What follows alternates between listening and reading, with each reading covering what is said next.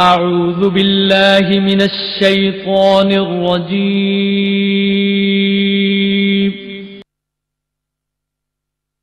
بسم الله الرحمن الرحيم. نتوكل عليه ونعوذ بالله من شرور أنفسنا ومن سيئات أعمالنا. من يهده الله فلا مضل له ومن يضلل فلا هادي له. ونشهد أن لا إله إلا الله وحده لا شريك له. ونشهد أن سيدنا ومولانا محمدا عبده ورسوله. أما بعد فأعوذ بالله من الشيطان الرجيم. بسم الله الرحمن الرحيم. والعصر إن الإنسان لفي خسر إلا الذين آمنوا وعملوا الصالحات وتواصوا بالحق وتواصوا بالصبر. عن علي رضي الله تعالى عنه قال سمعت رسول الله صلى الله عليه وسلم يقول إنها ستكون فتنة. قلت وما المخرج منها يا رسول الله؟ قال هو كلام الله فيه نبأ ما قبلكم وخبر ما بعدكم وحكم ما بينكم وهو الفصل ليس بالهزل. من تركه من جبار قسمه الله ومن ابتغى الهدى في غيره أضله الله. هو حبل الله المتين وهو الذكر الحكيم وهو الصراط المستقيم وهو الذي لا تلتبس به الألسنة ولا تزيغ به الأهواء ولا يشبع منه العلماء ولا يخلق عن كثرة الرد ولا ينقضي عجائبه. وهو الذي لم تنته الجن إذ سمعته حتى قالوا إنا سمعنا قرآنا عجبا يهدي إلى الرشد فآمنا به. من قال به صدق ومن عمل به أجر ومن حكم به عدل ومن دعا إليه هدي إلى صراط مستقيم. عن علي رضي الله تعالى عنه قال قال النبي صلى الله عليه وسلم من أحيا سنة من سنتي أميتت بعدي فقد أحبني ومن أحبني كان معي وفي رواية كان معي في الجنة. عن علي رضي الله تعالى عنه قال قلت يا رسول الله إن نزل بنا أمر وليس فيه بيان أمر ولا نهي فماذا تأمرنا؟ فقال رسول الله صلى الله عليه وسلم تشاورون الفقهاء. يا رب صل وسلم دائما أبدا على حبيبك خير الخلق كلهم. هو الحبيب الذي ترجى شفاعته لكل هول من الأهوال مقتحم. اللهم صل على محمد وعلى آل محمد كما صليت على إبراهيم وعلى آل إبراهيم إنك حميد مجيد. اللهم بارك على محمد وعلى آل محمد كما باركت على إبراهيم وعلى آل إبراهيم إنك حميد مجيد. کب یاروں کو تسلیم نہیں کب کوئی عدو انکاری ہے. کب یاروں کو تسلیم نہیں کب کوئی عدو انکاری ہے. اس کوئے طلب میں ہم نے بھی دل نظر کیا جانواری ہے. کچھ اہل ستم کچھ اہل حشم میں خانہ گرانے آئے تھے. کچھ اہل ستم کچھ اہل حشم میں خانہ گرانے آئے تھے. کچھ اہل ستم کچھ اہل حشم میں خانہ گرانے آئے تھے. دہلیز کو چوم کے چھوڑ دیا، دیکھا کہ یہ پتھر بھاری ہے۔ زخموں سے بدن گلزار سہی، تم اپنی شکستہ تیر گنو۔ زخموں سے بدن گلزار سہی، تم اپنی شکستہ تیر گنو۔ خود ترکش والے کہہ دیں گے یہ بازی کس نے ہاری ہے۔ میرے نہایت واجب الاحترام معزز علماء کرام اور ہمارے اسٹیج پر موجود ہمارے اکابر اور ہمارے مشائخ اور نہایت واجب الاحترام بزرگوں، مسلک اہل سنت والجماعت سے تعلق رکھنے والے غیور نوجوان دوستوں اور بھائیوں، ہماری آج کی کانفرنس کا عنوان ہے قرآن و سنت کانفرنس۔ میں نے کانفرنس کے نام کی مناسبت سے قرآن کریم کی ایک سورت تلاوت کی ہے، جس سورت کے بارے میں محمد بن ادریس حضرت امام شافعی نور اللہ مرقدہ ارشاد فرماتے ہیں، اگر خالق انسان کی ہدایت کے لیے پورے قرآن کریم کی بجائے اسی سورت العصر کو نازل فرما دیتے تو امت کی ہدایت کے لیے کافی تھی۔ یہ سورت دیکھنے میں نہایت مختصر ہے مگر مضامین کے اعتبار سے نہایت جامع بھی ہے، اور اسی طرح میں نے اپنے مضمون کی مناسبت سے 3 آیات کریمہ تلاوت کی ہے اور تین احادیث مبارکہ تلاوت کی ہیں، اور تینوں احادیث کے راوی حضرت علی المرتضیٰ رضی اللہ تعالی عنہ ہیں۔ میں انشاءاللہ بیان کے دوران یہ عرض کروں گا کہ میں نے احادیث کے انتخاب کے لیے حضرت علی کرم اللہ وجہہ ان کا انتخاب کیوں کیا ہے، اور حضرت علی ہی رضی اللہ تعالی عنہ سے مروی 3 احادیث مبارکہ میں نے تلاوت کیوں کی ہیں۔ بہرحال میں نے مضمون کی مناسبت سے ایک نہایت مختصر صورت اور 3 احادیث مبارکہ عرض کی ہیں۔ اس آیت کریمہ میں اللہ رب العزت نے قسم اٹھا کر ایک مضمون بیان فرمایا، والعصر، قسم ہے زمانے کی، ان الانسان لفی خسر، وہی انسان کامیاب ہوگا، الا الذین آمنوا، جس انسان کا عقیدہ ٹھیک ہو، وعملوا الصالحات، اس کے عمل نیک ہوں، وتواصوا بالحق، ٹھیک عقیدہ اور نیک عمل کی دعوت دیتا ہو، وتواصوا بالصبر، اگر اس دعوت پر مشکلات آ جائیں تو مشکلات سے ڈر کے اپنی دعوت کو نہ بدلے بلکہ مشکلات کو خندہ پیشانی کے ساتھ برداشت کر دے۔ اس انسان کی نجات میں کوئی کلام اور کوئی شک نہیں ہے۔ خالق نے نجات کا مدار 4 چیزوں پہ رکھا ہے۔ نمبر 1 قرآن کریم کی روشنی میں عقائد، نمبر 2 اعمال صالحہ، اور نمبر 3 اس کی دعوت، اور نمبر 4 ثابت قدمی کے ساتھ اپنے موقف پر ڈٹ جانا۔ پہلی چیز عقیدہ ہے، دوسری چیز عمل ہے، تیسری چیز دعوت ہے، اور چوتھی چیز اپنے دعوت پہ صبر و استقامت کے ساتھ ڈٹنا ہے۔ تو پہلی چیز انسان کا عقیدہ ہے، عقیدے کا تعلق دل کے ساتھ ہے، اور عمل کا تعلق انسان کے بدن کے ساتھ ہے۔ جو انسان کے بدن اور دل میں فرق ہے وہی انسان کے عقیدے اور عمل میں فرق ہے۔ آپ حضرات اس اصول کو بخوبی جانتے ہیں، یہ دنیا کا طے شدہ اصول ہے کہ جس قدر چیز قیمتی ہو اسی قدر اس کے رکھنے کا محل بھی زیادہ محفوظ رکھا جاتا ہے۔ اگر آپ نے بازار میں کبھی چکر لگایا تو آپ نے محسوس کیا ہوگا کہ جوتے کی دکان پر کبھی گارڈ نہیں رکھے جاتے، کپڑے کی دکان پر کبھی گارڈ نہیں رکھے جاتے۔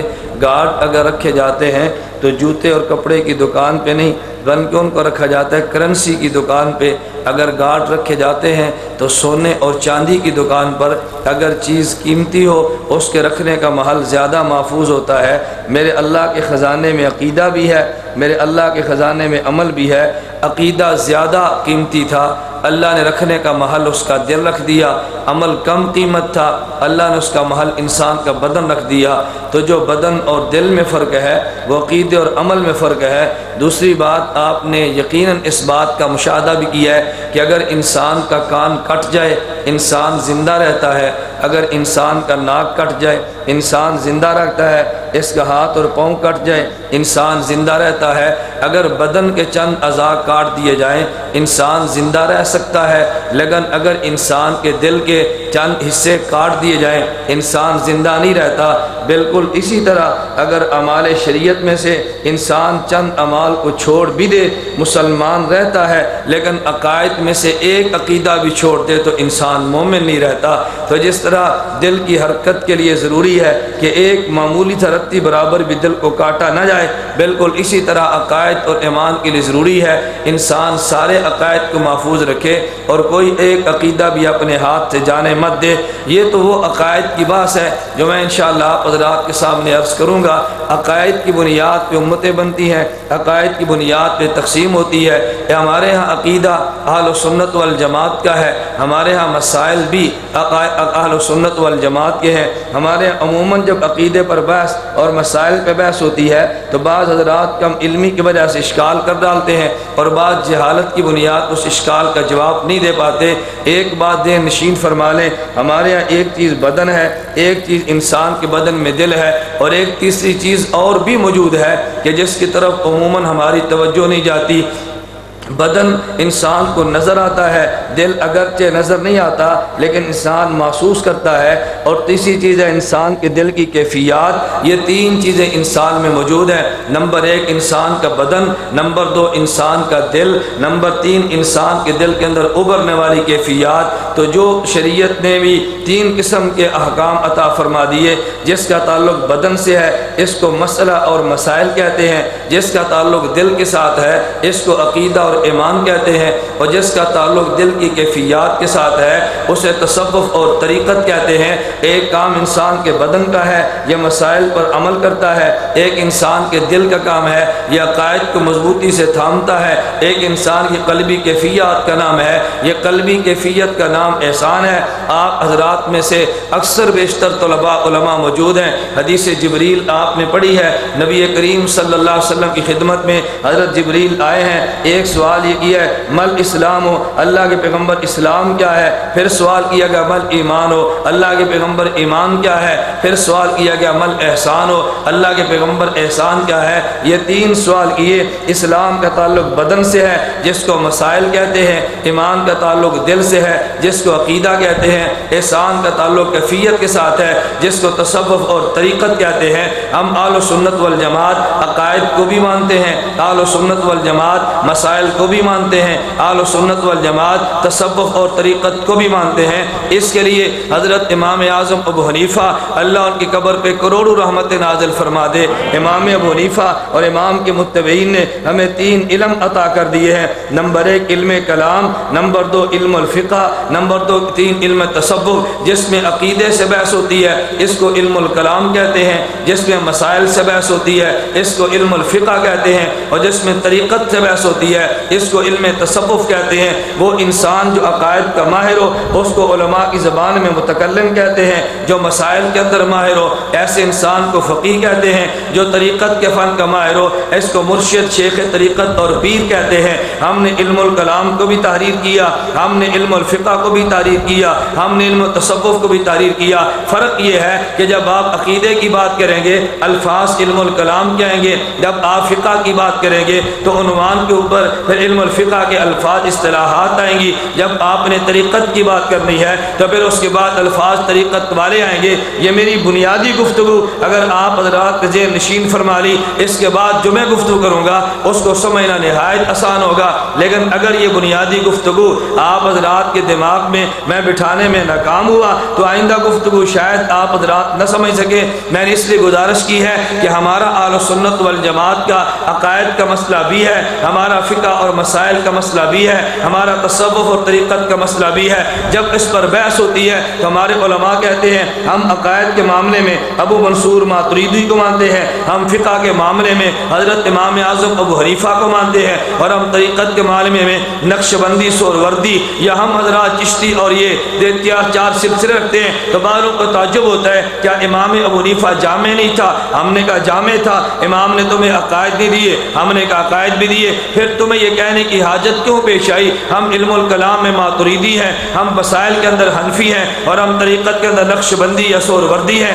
یہ بات کیوں کہتے ہیں؟ یہ بات نشین فرما لیں، میں بڑے اختصار کے ساتھ بات کہہ رہا ہوں، اس لیے کہ میں نے اختصار کے ساتھ بہت ساری باتیں آج آپ حضرات کے سامنے زیر بحث لانی ہیں۔ عموماً عقائد کو سننے کا ہمارا ذوق نہیں ہے، عموماً دلائل کی گفتگو کو بیان کرنے کا ہمارا ذوق نہیں ہے، اس لیے عموماً مجمع ایک کیفیت پہ طاری ہوتے ہیں۔ آج کون سی گفتگو شروع ہو گئی. ہم ترنم کے قائل تھے، جب ترنم نہ ملے تو تعجب ہوتے. ہم جذبات کے قائل تھے، اگر جذبات کی خطابت نہ ملے پھر بھی انسان کو تعجب ہوتے. میں انشاءاللہ العزیز آپ حضرات کی اس چاشنی کو بھی پورا کروں گا، لیکن آگے چل کر میں نے تھوڑی سی بنیادی گفتگو کرنی ہے. یہ جو اشکال اٹھایا جاتا ہے نا، ہم عقائد میں ماتریدی ہیں تو کیوں ہیں، ہم فقہ میں حنفی ہیں تو کیوں ہیں. امام ابو حنیفہ جامع تھے، امام صاحب نے طریقت پر بھی کتاب دی ہے، امام ابو حنیفہ نے حدیث میں کتاب دی ہے، امام ابو حنیفہ نے فقہ میں کتاب دی ہے، امام صاحب نے علم الکلام میں کتاب دی ہے. اگر تیرے علم میں نہیں تھی تو قصور میرا نہیں ہے، قصور تیرے علم کا ہے.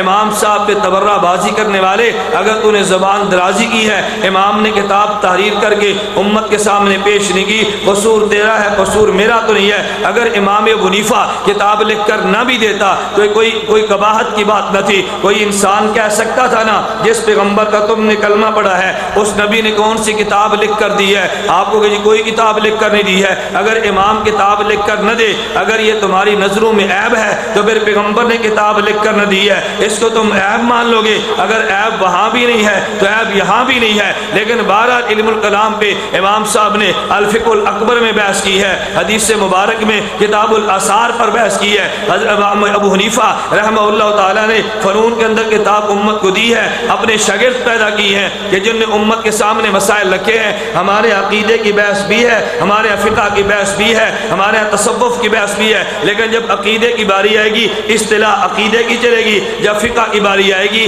اصطلاحات فقہ کی چلیں گی، جب تصوف کی باری آئے گی ہمارے اصطلاحات تصوف کی چلیں گی. یہ بات میں کیوں کہتا ہوں، ہمارے عموماً عرف کے اندر یہ بات چلتی ہے. میں بات سمجھانے کے لیے کہتا ہوں، اگر تبلیغی جماعت میں کوئی انسان چلا جائے، تبلیغی جماعت والے کہتے ہیں کہ یہ جی متکلم ہے. اب متکلم کا معنی یہ نہیں ہے علم الکلام کا ماہر ہے. تبلیغی جماعت کے یہاں متکلم کا معنی یہ ہے ایک آدمی گشت میں یہ گفتگو کرے گا، متکلم ہے. ایک راہبر ہوگا جو دروازے پہ دستک دے گا. راہبر ان کی ایک اصطلاح تھی، متکلم ان کی ایک اصطلاح تھی. ایک اصطلاح تبلیغی جماعت کی ہے، ایک اصطلاح علم الکلام کی ہے. ان اصطلاحات کو دیکھو گے کوئی اعتراض واقع نہیں ہوگا. لیکن جو ان اصطلاحات کو نہیں جانے گا، تصوف کی عبارت ہوگی عقیدے پہ فٹ کر دے گا، عقیدے کی عبارت ہوگی تصوف پہ فٹ کر دے گا. آج جو تمہیں چیلنج دیا گیا نا علماء دیوبند کے عقائد کفریہ شرکیہ ہیں، اس کی وجہ یہی تھی. یہ چیلنج کرنے والا تمہارے اس علاقے کا رہنے والا ایک طالب الرحمان بھی ہے کہ جس کے دماغ میں شاید عقل نام کی کوئی چیز موجود نہیں ہے،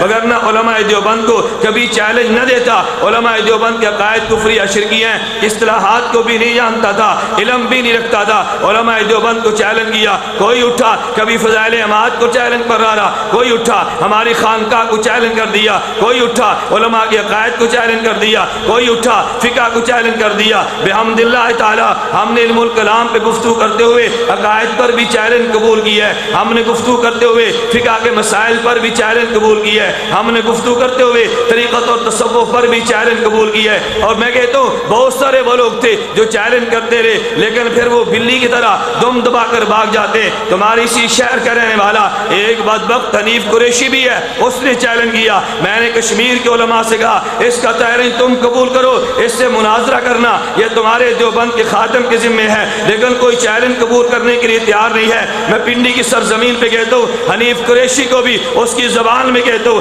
اگر تو نے میرے علماء دیوبند کے خلاف زبان درازی کی ہے، تیری دستار اس قدر مقدس نہیں ہے میں اس کو جوتے کی نوک پہ اڑا کے نہ رکھ دوں. اگر تیرے اندر جرأت اور غیرت ہے، میری یہ بات ویڈیو پر ریکارڈ پر موجود ہے، میری بات آڈیو کیسٹ پر موجود ہے، یہ اس کیسٹ اس تک پہنچاؤ، اسے کہہ دو غیرت کی گولی کھا. چیلنج تو نے کی ہے، میں نے تیرا چیلنج قبول کر لیا ہے. تو لکھ دے علماء دیوبند کے عقائد کفریہ شرکیہ ہیں، اور جو علماء دیوبند کے عقیدے کی وہ رکھتا ہے وہ انسان کافر اور مشرک ہے. یہ لکھ دینا تیرا کام ہے، جگہ کا تعین تیرا کام ہے. جو جگہ تو کا طے کر دے گا، تاریخ طے کر دے گا، اس تاریخ اور جگہ پہ پہنچ کے تیرے چیلنج کو قبول کر کے تو اس سے ٹکرانا علماء دیوبند کے خادم کا کام ہے. اگر تو نے غیرت کا دودھ پیا ہے تو میں نے تیرا چیلنج قبول کیا ہے. بسم اللہ پڑھ، میں تجھے دودھ کا دودھ اور پانی کا پانی نہ کر دوں. تو کہنا نہیں علماء دیوبند کا روحانی بیٹا نہیں تھا، چیلنج وہ بھی کر رہا تھا. یہاں پر ایک بدبخت طالب الرحمان موجود ہے، اس نے چیلنج کیا علماء دیوبند کا قائد کفری شرکیہ،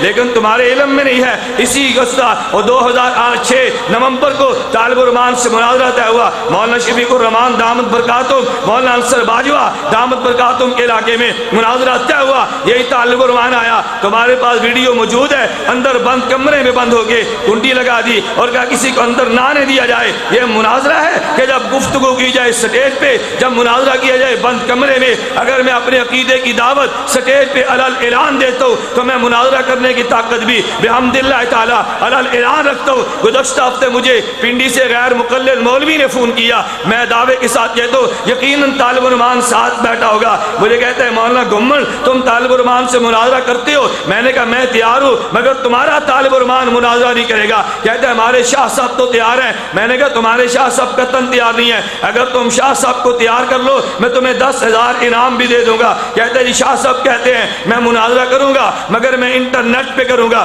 میں نے کہا بالکل ٹھیک ہے، میں انٹرنیٹ پہ مناظرے کے لیے تیار ہوں مگر مناظرے کا طریقہ یہ ہوگا مسجد طالب الرحمان کی ہوگی، طالب الرحمان بھی بیٹھا ہوگا، میں بھی بیٹھا ہوں گا، تم اس پہ انٹرنیٹ پہ براہ راست مناظرہ نشر کر دو، مجھے قبول ہے۔ کہتے ہیں نہیں تم سرگودا اپنے مرکز میں بیٹھو، طالب الرحمان اپنی مسجد میں بیٹھے اور پھر مناظرہ اور دنیا انٹرنیٹ پہ دیکھے۔ میں نے کہا یہ کوئی مناظرے کا طریقہ نہیں ہے، میں سرگودا بیٹھ جاؤں طالب الرحمان یہاں بیٹھ جائے، یہ کوئی مناظرے کا طریقہ نہیں ہے۔ طالب الرحمان کو چاہیے اپنی مسجد میں مناظرے کا میدان لگائے، طالب الرحمان مسجد میں بیٹھے۔ میں تیرے چیلنج کو قبول کر گیا ہوں گا۔ میں آج ابتدا میں کہنا چاہتا ہوں میرے ہاتھ میں کتاب موجود ہے، آئیے عقیدہ سیکھیے۔ طالب الرحمان نے کتاب لکھی ہے، میں اس کی غلطیاں آج سٹیج پہ لاؤں گا اور میں کہوں گا اس غلطیوں کا جو میں بیان کروں گا تجھے چاہیے اس کا جواب دے دے۔ میرے دوستو میں نے زبان اگر سخت استعمال کی ہے یہ میری مجبوری ہے۔ بہت سارے وہ لوگ جو غیر مقلدین کے نظریات کو نہیں جانتے وہ فوراً زبان سے کہہ دیتے ہیں نہیں تم نے زبان سخت اختیار کی ہے۔ طالب الرحمان جیسا غلیظ آدمی اگر وہ قلم سخت استعمال کرے گا میرا لہجہ تلخ ہوگا۔ اگر میرے اکابر دیوبند کے بارے میں کوئی زبان بھونکے گی میرا لہجہ تلخ ہوگا۔ رب کعبہ کی قسم اٹھا کر کہہ دو میں اپنا عقیدہ بیان کروں گا، تم اپنا عقیدہ بیان کرو، میں اپنا مسئلہ بیان کروں گا، تم اپنا مسئلہ بیان کرو۔ لیکن اگر تم نے دیوبندیت کے خلاف زبان درازی کرنے کی کوشش کی تم اتنے مقدس بھی نہیں ہو کہ تمہاری زبان کا جواب نہ دیا جائے۔ یہ طالب الرحمان نے کتاب لکھی ہے، راول پنڈی اسلام آباد سے کتاب لکھی گئی ہے۔ کتاب کا نام کیا ہے؟ کہتے ہیں دیوبندیت تاریخ و عقائد۔ اس کے شروع میں یہ بحث کرتے ہوئے طالب الرحمان لکھتے ہیں آپ اندازہ تو کرو تمہارے زبانے میں کتنا سخت لہجہ اس شیطان نے اختیار کیے۔ کہتے ہیں ہر چمکتی چیز کو سونا سمجھنا عقل مندی نہیں، لہذا ان کے دعووں اور تقریروں سے دھوکہ کا اگر ان کو موحد شمار کرنا بے عقلی ہے، یعنی علماء دیوبند بے عقل ہے۔ میں مولانا توحیدی صاحب سے گزارش کرتا ہوں تم خود کو توحیدی کہتے ہو، وہ تم کو مشرک کہتے، تو کیا جوڑ ہے ہمارا ان کا کوئی جوڑ نہیں ہے۔ یہی طالب الرحمان کہتے ہیں میں دیوبندیوں سے مشورہ دیتا ہوں اپنے علماء کے شرکیہ عقائد سے برات کا اظہار کر کے اپنے عقیدوں کو کتاب و سنت کی روشنی میں قبول کر لو۔ یہی طالب الرحمان ایک عنوان قائم کرتا ہے اصلی چہرہ کے نام پہ۔ میں کہتا ہوں دیوبندیوں تم بھی عقل کے ناخن لو، تمہیں پتا چلے تمہیں بھونکنے والا تمہارے شہر میں رہتے، دیوبند کے اوپر تبرہ کرنے والا تمہارے شہر میں رہتے، لیکن کوئی اس کی کلاس لینے کے لیے تیار نہیں ہے۔ یہ دامن میں جو چور گھسا ہوا تھا اس کو باہر نکالنا چاہیے۔ اصلی چہرہ عنوان قائم کرنے کے بعد کہتے ہیں آج کل عام لوگوں کے ذہنوں میں یہ بات بری طرح سمائی ہوئی ہے کہ دیوبندی علماء توحید کے علم بردار ہیں، لیکن حقیقت کچھ اور ہے۔ شرک کی جتنی قسمیں بریلویوں میں پائی جاتی ہیں جن پر دیوبندی علماء بڑے برستے اور گرجتے ہیں اس سے زیادہ خود دیوبندی مسلک میں ملتی ہیں۔ یہ طالب الرحمان تحریر کر رہے کہتے ہیں جس طرح بریلوی شرک کی پلیدی میں ڈوبے ہوئے ہیں دیوبندی بھی اسی پلیدی میں لت پت ہے۔ یہ الگ بات ہے کہ وہ مانتے نہیں، یعنی ایک چور دوسرا چتر والی بات ہے۔ یہ طالب الرحمان نے لکھا کتاب کے اختتام میں کہتے ہیں تم مت سمجھو دیوبندی موحد ہے، آخر میں کہتے ان کے پیچھے نماز ادا کرنا اور رشتہ ناتا کرنا بھی ویسے ہی غلط ہے جیسے بریلویوں کے ساتھ غلط ہے۔ میرے دوستو تم بتاؤ جو تمہیں مومن ماننے کے لیے تیار نہیں ہے، تمہارے پیچھے نماز پڑھنے کا فتویٰ دینے کے لیے تیار نہیں ہے، جو بدبخت تمہارے ساتھ نکاح کے رشتے اور ناتے توڑنے کی بات کرتے میں اس کو موحد مان لوں میرے اختیار میں نہیں ہے، اس کے پیچھے نماز کے جواز کا فتویٰ دے دوں میرے واسطے نہیں ہے۔ کبھی لوگ کہتے ہیں کہ جی تم فتویٰ دیتے ہو ان کے پیچھے نماز نہیں ہوتی، غیر مقلد تو میری مسجد میں نماز پڑھتے وہ دھوکہ دیتے تمہارے علم میں نہیں ہے۔ ایک رافضی ہے اور ایک نیم رافضی ہے، جس کو تم شیعہ کہتے ہو میں اس کو رافضی کہتا ہوں، جس کو تم غیر مقلد کہتے ہو میں اس کو نیم رافضی کہتا ہوں۔ ایک نظریہ ان کا ایک نظریہ ان کا، کبیر اپنے توفیق عطا فرمائی میں تفصیلاً اس پہ بات کرتا چلا جاؤں گا ان دونوں میں فرق کیا ہے، دونوں آپس میں کتنے قریب ہیں۔ جس طرح اس کے مذہب میں تقیہ اس کے مذہب میں بھی تقیہ ہے، دونوں تقیہ کے قائل ہیں۔ فتاوی استاریہ کراچی سے چھپے مفتی عبدالستار سے ایک اہل حدیث مسئلہ پوچھتے، حضرت یہ تو بتائیں کیا دیوبندی حنفی امام کے پیچھے نماز ہو جاتی ہے؟ کہتے نماز ہوتی تو نہیں ہے۔ کہا پھر ادا کریں یا نہ کریں؟ کہتے نماز پڑھ لیا کرو۔ حضرت جب نماز نہیں ہوتی پھر پڑھنے کے لیے کیوں جائیں؟ جواب سن، کہتے اس لیے جب تم حنفی کی مسجد میں جاؤ گے بلند آواز سے آمین کہو گے، لوگ پوچھیں گے تم نے آمین کیوں کہی ہے؟ تم ما فاتحہ خلف تم رفع الیدین کرو گے، لوگ پوچھیں گے تم نے کیوں کی ہے؟ تم ٹانگیں چوڑی کر کے کھڑے ہو جاؤ گے، لوگ پوچھیں گے تم نے ٹانگیں چوڑی کیوں کی ہیں؟ تمہیں دعوت دینے کا موقع مل جائے گا۔ حنفی کے پیچھے نماز ہوتی تو نہیں ہے مگر پڑھنی اس لیے ہے، اس کے بغیر دعوت دینے کا موقع نہیں ملتا۔ وہ تیرے پیچھے نماز کا قائل نہیں ہے، وہ تجھے مومن نہیں سمجھتا، تیرے ساتھ نکاح کے عدم جواز کا قائل ہے۔ پھر میں بھی کہتا ہوں اگر تجھے میرے اکابر پہ گلے مجھے تجھ پہ گلے، اگر میرے پیچھے تیری نماز نہیں ہوتی تیرے پیچھے ہماری نماز بھی نہیں ہوتی، میں تجھے اہل و سنت میں سے نہیں مانتا، تجھے بدعتی گمراہ اور ملحد تصور کرتا ہوں۔ ملحد ہیں یا نہیں بھائی؟ بلند آواز سے کہو، ابھی تو میں عقائد تیرے پاس لاؤں گا، ملحد ہیں یا نہیں؟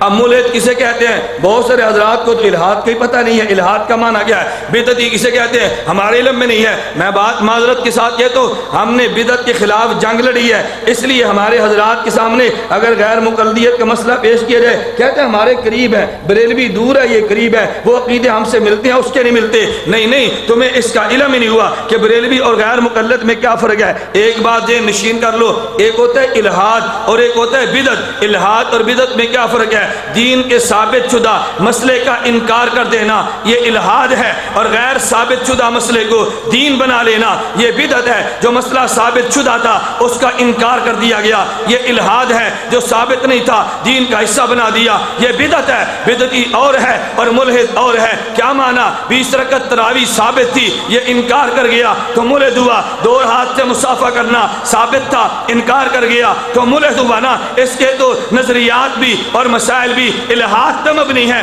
مگر ہمارے علم میں نہیں تھا۔ میں ایک بات کہنا چاہتا ہوں، میں عقائد جب زیر بحث لاؤں گا نا میں انشاءاللہ اس پہ گفتگو کرتا چلا جاؤں گا۔ ایک ہوتا ہے الحاد اور ایک ہوتا ہے بدعت۔ الحاد کا معنی یہ تھا ثابت شدہ مسئلے کا انکار کر دینا، اور بدعت کا معنی یہ تھا غیر ثابت شدہ مسئلے کو دین کا حصہ بنا دینا۔ ایک جرم بریلوی نے بھی کیا ہے میں مانتا ہوں، لیکن اس سے بڑا جرم غیر مقلد نے کیا ہے جو تیرے علم میں نہیں تھا۔ اب میں اپنی بات تھوڑی شروع کر کے ان عباس کو زیر بحث لاؤں گا، جہاں تک بحث ہوگی وہاں تک مکمل ہوگی، جو رہ گی رب نے توفیق عطا فرمائی۔ پھر کبھی میں نے آپ کے وقت کا بھی خیال کرنے، اپنے وقت کا بھی خیال کرنے، اپنے بعد ہونے والے بیان کا بھی خیال کرنے، میں ساری باتوں کو مد نظر رکھتے ہوئے کچھ بحث عرض کر دوں گا۔ پھر رب نے توفیق عطا فرمائی، اللہ نے ہمت عطا فرمائی، آپ سننے کا ذوق رکھتے ہوئے تو یہ مباحث چلتی چلی جائیں گی۔ مولانا شفیق الرحمان صاحب نے صراط مستقیم کے نام پہ کورس کا اعلان بھی کیا ہے، میں ان سے گزارش کروں گا جو عالم اور طالب نہیں ہے ان کورس میں آپ آئیں، آپ کے سامنے عقائد ضرور آئیں گے۔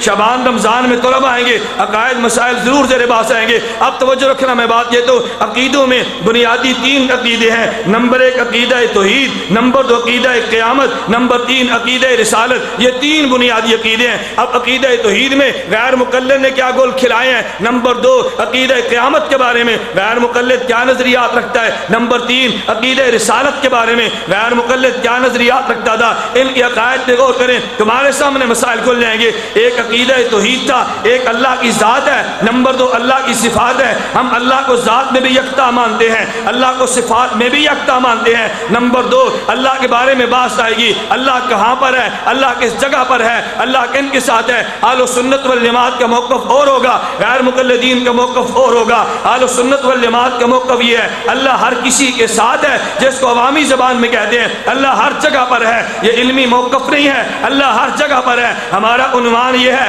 اللہ ہر کسی کے ساتھ ہے۔ غیر مقلد یہ گا نہیں، کہتا ہے اللہ عرش پر ہے، اللہ ہر کسی کے ساتھ نہیں ہے، اللہ عرش پر ہے، اللہ کون و مقام میں نہیں ہے، اللہ لامکان نہیں ہے۔ ہمارا نظریہ اور تھا اور غیر مقلدین کا نظریہ اور تھا۔ ہمارا عقیدہ جو تھا کہ رب حاضر اور ناظر ہے، غیر مقلد کہتا ہے کہ نہیں رب حاضر اور ناظر نہیں ہے۔ ایک طرف ان کا نظریہ تھا، ادھر سے حنیف قریشی کی نسل احمد رضا خان کی نسل چلی ہے، انہوں نے کہا نہیں تم اللہ کی بات بات کرتے ہو؟ ہم تو نبی کو بھی حاضر ناظر اور مانتے ہیں. یہ انکار کرنے پر آیا تو رب کے حاضر ناظر ہونے کا انکار کر گیا. وہ ماننے پر آیا تو رب کے علاوہ نبی کو حاضر ناظر مان گیا. اب میں کہنا چاہتا ہوں اللہ کا حاضر اور ناظر ہونا یہ دلائل سے ثابت تھا. غیر مقلد انکار کر گیا, پیغمبر کا ثابت نہیں تھا. یہ بریلوی مان گیا. جرم دونوں نے کیا, لیکن بڑا مجرم یہ غیر مقلد ہے جو ثابت شدہ مسئلے کا انکار کر گیا. نمبر 2 قسم کا مجرم یہ بریلوی تھا جو غیر ثابت شدہ مسئلے کو دین کا حصہ بنا گیا. میں کبھی ایک بات کہتا ہوں نا, مثال کے طور پہ ایک مسئلہ تراویح کا آئے گا, ایک مسئلہ تراویح کے بعد دعا کے انتظام کا آئے گا. تراویح 20 رکعت تھی, غیر مقلد اس کو ماننے کے لیے تیار نہ ہوا, وہ انکار کر گیا. ایک طرف بریلوی آیا, اس نے کہا نہیں میں تراویح بھی مانتا ہوں اور تراویح کے بعد دعا کو بھی ضروری قرار دیتا ہوں. وہ غیر ثابت کو دین کا حصہ مان گیا. ایک طرف امامہ اور پگڑی کی بات تھی, امامہ پیغمبر سے ثابت تھا, غیر مقلد امامے کا انکار کر گیا. ادھر بریلوی آیا, کہتا ہے امامہ بھی مانتا ہوں اور ساتھ سبز ہی مانتا ہوں, ساتھ میں یہ سانولے رنگ کا ہی مانتا ہوں, کلیجی رنگ کا ہی مانتا ہوں, سفید رنگ کا ہی مانتا ہوں. غیر مقلد اٹھا, وہ امامے کا انکار کر گیا, الہاد کے اندر چلا گیا. ادھر سے بدعتی اٹھا, جو بات ثابت نہیں تھی اس کو لازم قرار دے کے اس کو مان گیا. تو بڑا مجرم غیر مقلد ہے, اس سے چھوٹا مجرم بریلوی تھا. اگر تم نے بدعتی کہنا تھا تو غیر مقلد یہ نمبر 1 بدعتی ہے اور بریلوی نمبر 2 بدعتی ہے. غیر مقلد گمراہ ہے تو الہاد کے درجے میں, اگر بریلوی گمراہ ہے تو بدعت کے درجے میں. تو بڑا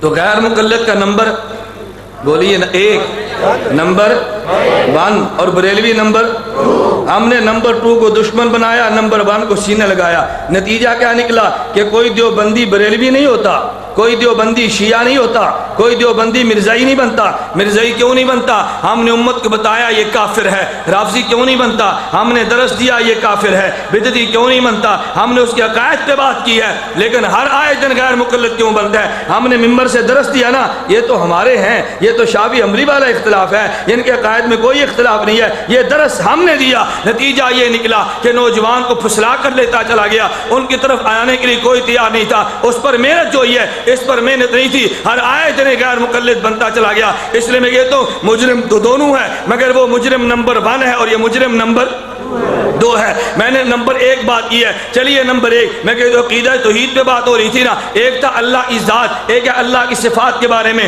غیر مقلد بھی تمہیں کہے گا اللہ کی ذات کے بارے میں ہمارا نظریہ بھی ہے, اور عقائد کے بارے ذات کے بارے میں نظریہ ہمارا بھی ہے, صفات کے بارے میں نظریہ ہمارا بھی ہے. ہم نے کہا رب ایک ہے, وہ بھی کہتے ہیں رب ایک ہے. اللہ کی صفات کے بارے میں مسئلہ آیا نا, ہم نے کہا یدن اللہ کی صفت ہے, عین اللہ کی صفت ہے, وجہ اللہ کی صفت ہے, ساکن اللہ کی صفت ہے, وجہ یہ اللہ کی صفتیں ہیں. ہم نے صفتیں مانا. اب میں معذرت کے ساتھ کہتا ہوں ممکن ہے بات تھوڑی سی مشکل ہے اور آپ لوگ میں سے بہت سارے احباب سمجھ نہ سکے تو کہیں گے مولانا نے کون سی بحث سمجھ شروع کر دی ہے. ہم سمجھتے تھے کہ وجہ کا معنی چہرہ ہے, ہم سمجھتے تھے یدن کا معنی ہاتھ ہے, ہم سمجھتے تھے عین کا معنی آنکھ ہے, لیکن عین تیری اور میری معنی آنکھ ہے, وجہ تیرا اور میرا معنی چہرہ ہے, یدن تیرا اور میرا معنی ہاتھ ہے, ساکن تیرا اور میرا یہ پنڈلی ہے. لیکن جب رب قرآن میں کہتے ہیں نا وَيَبْقَى وَجْهُ رَبِّكَ, اللہ وہاں وجہ کا معنی چہرہ نہیں ہے, اللہ کی صفت ہے, اس کا معنی رب کے علاوہ کوئی نہیں جانتا. ید اللہ علی الجماع, یہ ید اللہ کی صفت ہے, معنی کوئی نہیں جانتا. یوم یکشف عن ساکن, اللہ کی صفت ہے, معنی کوئی نہیں جانتا. وَصْنَ الْفُلْكَ بِأَعْيُنِنَا, یہ صفت ہے جس کا معنی کوئی نہیں جانتا. متشابہات میں سے تھا, لیکن غیر مقلد نے کہا یہ میرے ہاتھ میں کتاب, آئیے عقیدہ سیکھیے. طالب الرحمان کی موجود ہے, جب صفات پر بحث کرتا ہے نا تو طالب الرحمان کہنے لگا, کہتا ہے صفت کو بھی ہم مانتے ہیں, اللہ کی ذات کو بھی مانتے ہیں, لیکن صفت پر ایمان لانے کے لیے یہ بات ضروری ہے آدمی صفت کو مانے, مگر صفت کے ایمان لاتے ہوئے انسان اس کے اندر تعویل نہ کرے, جیسے لکھا ہے ویسے ہی مان لے. تعویل کرنا جائز نہیں ہے, اس نے اس کتاب کے اندر تحریر کیا, کہتے ہیں تعویل کرنا جائز نہیں ہے. یدن رب نے کہہ دیا, ہمیں چاہیے کہ ہاتھ مان لے. اللہ نے وجہ چہرہ کہہ دیا, ہمیں چاہیے کہ چہرہ ہی مان لے. یہ فوراً کا یہ میرے ہاتھ میں کتاب اس کی موجود ہے, آئیے عقیدہ سیکھیے. سنیے صفحہ نمبر 33 پہ لکھتے کہتے ہیں توحید اسماء و صفات پر ایمان کیسے لایا جائے؟ پھر جواب دیتے اللہ تعالیٰ کی صفات کو حقیقت پر معمول کرتے ہوئے کسی تعویل کیفیت تعطیل اور تمثیل کے بغیر ایمان لانا چاہیے۔ توجہ رکھنا۔ پھر پوچھا گیا تعویل کسے کہتے ہیں؟ طالب الرحمان کا میں علم تمہارے سامنے لاتا ہوں، غیر مقلدو جس کو تم نے مناظر سمجھا اس کم عقل کے علم پہ بھی تو غور کرو نا، اس کے علم اور جہالت کی انتہا تو دیکھو۔ کہتے ہیں تعویل کسے کہتے ہیں؟ جواب دیا گیا کہتے ہیں آیات و حدیث کے ظاہری معنوں کو دوسرے مرادی معنی کی طرف پھیر دینا، یہ تعویل کہلاتے۔ توجہ رکھنا۔ عقیدہ کیا بیان کیا؟ صفت پہ ایمان لاؤ مگر تعویل نہ کرو۔ تعویل کا معنی کیا کیا کہ ظاہری معنی چھوڑ کے کوئی اور معنی مراد لینا، یہ تعویل ہے۔ پھر یہ معنی بیان کیا لیکن اس کے خلاف اس کتاب میں نے کئی ایک مقامات پہ لکھا۔ نمبر 1 اسی کتاب میں صفحہ نمبر 4 پہ لکھتے پہلے حدیث کو نقل کیا گیا، پھر حدیث کے اندر تعویل کر گیا۔ حدیث بڑی معروف ہے، صحیح بخاری کی حدیث ہے۔ اللہ کے پیغمبر صلی اللہ علیہ وسلم نے ارشاد فرمایا من عاد علی ولیا فقد آذنت بالحرب، جو میرے ولی کے ساتھ عداوت رکھتے رب کہتے ہیں میرا اعلان جنگ ہے۔ پھر اللہ کے پیغمبر فرماتے ہیں خالق نے اعلان کیا جو بندہ مسلسل نفل کر پڑتا ہے اللہ کہتا ہے میں اس کو اپنے قریب کر لیتا ہوں، اتنا قریب کرتا ہوں حتیٰ کنت سمع الذی یسمع بہ، میں اس کا کان بن جاتا ہوں، اس سے دیکھتے اس کی آنکھ بن، میں اس کا کان بن جاتا ہوں۔ ہمیں بخاری حدیث کو نقل کرتے ہیں، طالب الرحمان اپنی کتاب میں حدیث نقل کرتا ہے۔ اب اس سے کیا معلوم ہوتا ہے؟ اللہ بندے کا کان بن جاتا ہے۔ توجہ رکھنا، کیا معلوم ہے؟ اللہ بندے کا کان، اللہ بندے کا ہاتھ، اللہ بندے کا پاؤں، یہ ثابت ہوا نا۔ اب طالب الرحمان کیا کہہ رہا تھا کہ صفت پر ایمان لاتے ہیں بغیر تعویل کے، نہیں سمجھے کیا کہ صفت پر ایمان لاتے ہیں بغیر، اور تعویل کا معنی کیا؟ ظاہری معنی چھوڑ کے دوسرا معنی لینا تعویل ہے۔ بات سمجھ آ رہی؟ ظاہری معنی چھوڑ کے دوسرا معنی لینا۔ اب اگر اس کا ظاہری معنی مراد لوگے تو پھر کہنا پڑے گا نا کہ اللہ بندے کا ہاتھ ہے، اللہ بندے کا پاؤں ہے، اللہ بندے کی آنکھ ہے، تو ظاہری معنی تم لے سکتے ہو؟ بولیے نا، نہیں لے سکتے نا۔ طالب الرحمان نے فوراً پہترا بدل کر کہتے ہیں توجہ رکھنا، کہتا ہے علماء سلف نے، امام ابو حنیفہ نہیں کہہ سکتا عداوت ہے نا، عداوت ہے نا۔ علماء اہل سنت نہیں کہہ سکتا دل میں بغض ہے نا۔ کہتے ہیں علماء سلف نے اس کا یہ مفہوم بیان کیا کہ وہ مکمل طور پر اللہ کے ساتھ مشغول ہے، اس کا کان ادھر ہی متوجہ ہو جاتا ہے جس طرف اللہ راضی ہوتے، اپنی آنکھ سے وہی کچھ دیکھتے جس کا اللہ نے حکم دیا ہے، اپنے ہاتھ پاؤں اللہ کی رضا کی کام کی طرف بڑھاتے، یعنی وہ شخص اس کو نہیں سنتا جس کے سننے کی شرع اجازت نہ دے، نہ ہی اسے دیکھتا ہے جس سے شریعت منع کر دے، خلاف شرع کسی کی طرف ہاتھ نہیں بڑھاتا، خلاف شرع کام نہیں کرتا۔ تو طالب الرحمان کیا کہہ رہا تھا؟ کہتے ہیں صفت پر ایمان لائیں گے بغیر، بولیے نا، صفت پر ایمان لائیں گے بغیر تعویل کر گیا کہ نہیں؟ بولیے کر گیا کہ نہیں؟ تعویل کی ہے نا۔ تیری جہالت کی انتہا دیکھو، اور بحث عقائد علماء دیوبند پہ، اپنی جہالت پہ ماتم کر اور بعد میں علماء دیوبند پہ بحث کرنا۔ آگے چلیے، طالب الرحمان حدیث نقل کرتے، حدیث مبارک آپ نے بھی پڑھی ہے، قیامت کا دن ہوگا، اللہ فرمائیں گے میرے بندے میں بیمار تھا تو نے بیمار پرسی کیوں نہیں کی؟ اللہ بندے سے پوچھیں گے نا۔ وہ حدیث نقل کرتا ہے، کہتا ہے رسول اللہ صلی اللہ علیہ وسلم نے فرمایا قیامت کے دن اللہ تعالیٰ کہے گا اے ابن آدم میں بیمار ہو گیا تھا تو نے میری تباہ پرسی نہ کی۔ وہ کہے گا اے رب میں رب العالمین کی تباہ پرسی کیسے کر سکتا تھا؟ اللہ فرمائے گا میرا فلاں بندہ بیمار تھا تو نے اس کی تباہ پرسی نہ کی، اگر اس کی تباہ پرسی کرتا مجھے اس کے ہاں پاتا۔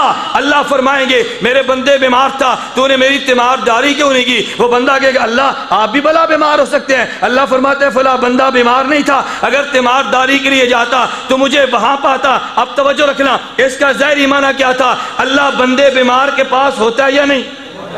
بولیے نا، ظاہری معنی کیا تھا کہ اللہ بیمار بندے کے پاس، تو معنی ظاہر ہے نا۔ طالب الرحمان کہتے ہیں اللہ کی صفت کو مانیں گے مگر تعویل، پھر تعویل کر گیا۔ کہتے ہیں امام نووی اس کی شرح میں لکھتے ہیں، امام نووی اس کی، امام ابو حنیفہ کہے تو تقلید ہے جو شرک ہے، امام نووی لکھے تو ایمان ہے۔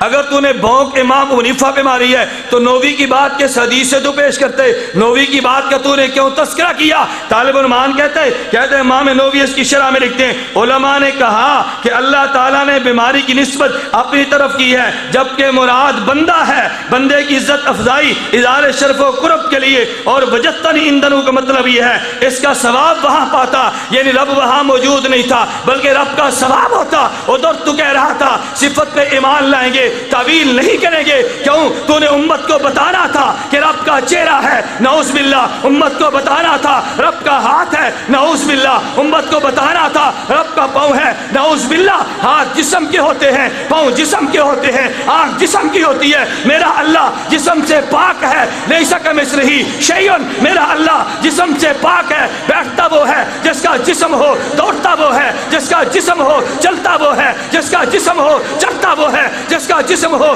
اترتا وہ ہے جس کا جسم ہو۔ تو نے غلط عقیدہ جسم کا تیرا تھا، تو نے غلط بنیاد باندھی ہے کہ نہیں صفت پہ ایمان لائیں گے، تعویل نہیں کریں گے، پھر تعویل کر کے آنا معلوم ہوا صفت کا معنی کوئی نہیں جانتا، یدن کا معنی کوئی نہیں جانتا، وجن کا معنی کوئی نہیں جانتا۔ تو نے غلط عقیدہ بیان کرنے کے لیے غلط اصول دیا، پھر اصول کو خود توڑا، پھر اصول کو نہیں سمجھے، غلط عقیدہ بیان کرنے کے لیے غلط اصول دیا، پھر اصول کو بولیے نا، پھر اصول کو آگے سنیے، آگے یہ اصول کو توڑتا چلا جاتے۔ تیری جہالت کی انتہا تو دیکھو، اور بحث کے سے علماء دیوبند سے، میں پنجابی زبان میں کہتا ہوں ذات دی کوڑ کرلی تے شتیرہ نال جپے، ذات دی کوڑ کرلی تے شتیرہ نال جپا، حاجی امداد اللہ مہاجر مکی نال باجی وا جپا، شیخ الحدیث مولانا زکریا نفر اللہ مرقدہ، شیخ جپا مولانا قیم الامت اشرف علی تھانوی نفر اللہ مرقدہ، اور اپنے علم پہ ماتم کر۔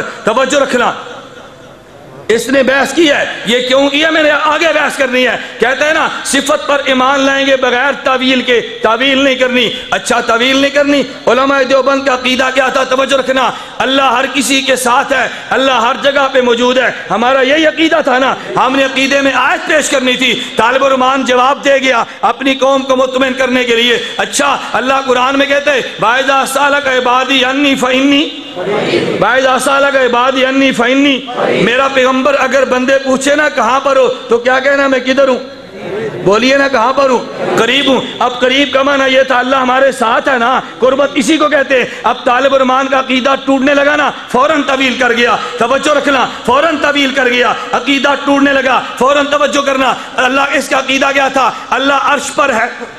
کیا عقیدہ تھا؟ اللہ، ہمارا عقیدہ کیا تھا؟ اللہ آسمان میں بھی زمین میں بھی۔ قرآن میرے عقیدے کی آئی، رب کہتے هو الذی فی السماء الہ وفی الارض وهو الذی فی السماء، وہ اللہ زمین میں بھی ہے، اللہ آسمان میں بھی ہے۔ طالب الرحمان کا عقیدہ ٹوٹا نا، طویل کر گیا، فوراً طویل کر گیا۔ عقیدہ تھا وللہ المشرق والمغرب فینما تولوا فثم وجہ اللہ، یہ کہتا تھا اللہ عرش پر ہے، رب نے کہا نہیں للہ المشرق والمغرب فینما تولوا، تم جس طرف بھی منہ کرو گے فثم وجہ اللہ، اللہ ادھر ہی ہوگا۔ عقیدہ ٹوٹ رہا تھا، طالب الرحمان طویل کر گیا، کہتا ہے فوراً وَإِذَا سَأَلَكَ عِبَادِي عَنِّي فَإِنِّي قَرِيب، کہتا ہے یہ قرب بھی قرب مکانی یا زمانی نہیں ہے بلکہ علم و قدرت کے لحاظ سے قریب ہے۔ طویل کر گیا نا، عقیدہ ٹوٹنا تھا، طویل کر گیا۔ کہتا ہے هو الذی فی السماء الہ وفی الارض، علماء سلف اس کا معنی یہ کرتے ہیں وہ آسمان اور زمین میں الہ یعنی موجود ہے، چونکہ آیت آ گئی وَهُوَ اللَّهُ فِي السَّمَاوَاتِ وَفِي الْأَرْضِ وَهُوَ اللَّهُ فِي السَّمَاوَاتِ وَفِي الْأَرْضِ وَهُوَ اللَّهُ فِي السَّمَاوَاتِ وَفِي الْأَرْضِ، اللہ آسمان میں بھی ہے، اللہ زمین میں بھی ہے۔ طالب الرحمان کا عقیدہ کیا تھا؟ اللہ عرش پر ہے، آسمان و زمین میں نہیں ہے۔ آیت خلاف آئی، فوراً طویل کر گیا۔ معنی یہ ہے اس کے خلاف اس کا عقیدہ کیا تھا؟ اللہ عرش پر تھا، مقابلے میں آیت آ گئی وَلِلَّهِ الْمَشْرِقُ وَالْمَغْرِبُ فَإِنَّمَا تَوَلُّوا فَثَمَّ وَجْهُ اللَّهِ، تم جدھر چہرہ کرو گے اللہ ادھر ہوگا۔ طالب الرحمان کہتے ہیں اس سے مراد یہ ہے ہر جگہ اللہ کی حکومت ہے، کوئی چیز اللہ کے قدرت میں نہیں ہے۔ تو کہتا تھا صفت پر ایمان لانا چاہیے بغیر تعویل کے۔ تعویل کا معنی یہ تھا ظاہری معنی چھوڑ کے اور معنی لینا۔ جب تیرے عقیدے کے خلاف آتا ہے یہ تعویل کر گیا، یا تیرا اصول غلط ہے یا تیری تعویل غلط ہے، نہیں سمجھے؟ یا اصول غلط ہے یا طالب الرحمان دے نا جواب۔ یہ میری کیسٹیں موجود ہیں، دے جواب۔ میں کہتا ہوں اسی طرح سٹیج لگا کر جواب تو بھی دے، بند کمرے میں بات کہنی بڑی آسان ہے. بند کمرے میں بیٹھو, ادھر کنڈی لگا دو, ادھر انٹرنیٹ پہ آ جاؤ. اور لوگ کہتے ہیں جی انٹرنیٹ کا بادشاہ. میں کہتا ہوں نہیں, نجاست کا بادشاہ, غلاظت کا بادشاہ, یہ بے ادبی کا بادشاہ اور بزدلی کا بادشاہ ہے, جرات کا بادشاہ نہیں ہے. میں اس لیے کہتا ہوں طالب الرحمان کبھی اسٹیج پر آ کر تم سے گفتگو کرنے کے لیے تیار نہیں ہوگا. بند کمرے میں بھونک مارے گا, کتاب لکھ کر پیش کر دے گا, لیکن اسٹیج پر نہیں آئے گا. میں نے تیری ایک کتاب کو اسٹیج پر تیرے پاس لے, اسٹیج لگا کر کبھی تو بھی آ. اور ایک بات سنو غیر مقلدو, میری یہ بات طالب الرحمان تک پہنچاؤ. اگر طالب الرحمان اسی پنڈی میں جلسہ رکھے, مجھے بھی مدعو کرے, خود بھی آئے, اسٹیج ایک ہو, اسٹیج غیر مقلدو کا ہو, نام میرا بھی لکھ دو, نام طالب الرحمان کا بھی لکھ دو, عمومی مجمع کا اعلان کر دو, اشتہار کا خرچہ میرے ذمہ. ایک اسٹیج پر ہو, طالب الرحمان عقیدہ بیان کرے, میں اس کے خلاف دلائل دوں گا. میں عقیدہ بیان کروں, میرے خلاف دلائل وہ دے, قوم تیرے حق میں فیصلہ مانے, تجھے مان لیا جائے, میرے حق میں فیصلہ دے, مجھے مان لیا جائے.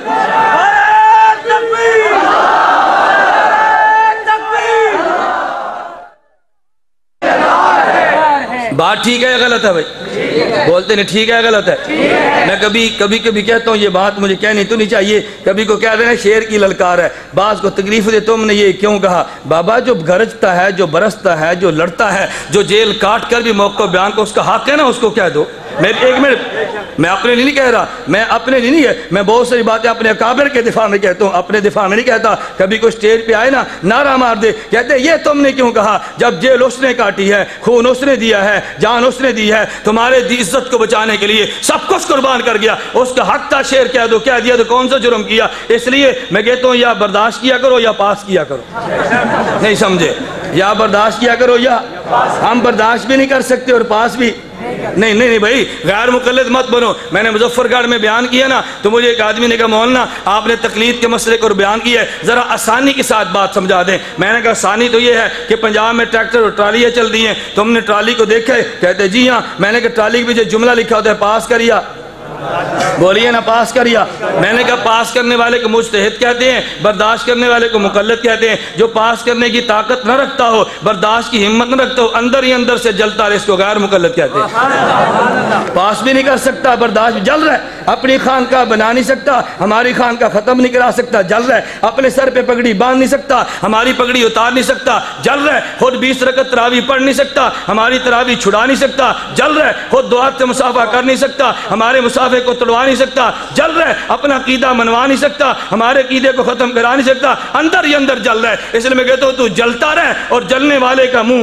بولیے نا, جلنے والے کا منہ کالا. میں کہتا ہوں, میں جو بات کہتا ہوں بڑی جرات کے ساتھ کہتا ہوں, میں نے اتنی سخت زبان ایسے استعمال نہیں کی. میں نے طالب الرحمان کو پڑھے, میں نے طالب الرحمان کے عقائد کو پڑھے, میں نے زبیر علیزئی کو پڑھے. تم نے ہر آیت میرے کابر پہ بھونک ماری ہے. میرے رب نے اگر مجھے زندہ رکھا, میں انشاءاللہ مولانا قاسم نانوتوی پہ بھونکنے والی زبان کو لگام دوں گا. رب نے مجھے زندہ رکھا, میں حاجی امداد اللہ مہاجر مکی کے خلاف اٹھنے والی زبان کو لگام دوں گا. تم بھول جاؤ تمہیں کسی نے زبان نہیں دی. میں کہتا ہوں تم بھول جاؤ. میں اکثر یہ بات کہا کرتا ہوں, ختم نبوت کا عقیدہ اٹھا, علماء دیوبند نے جان دے کے عقیدہ ختم نبوت کو منوا لیے.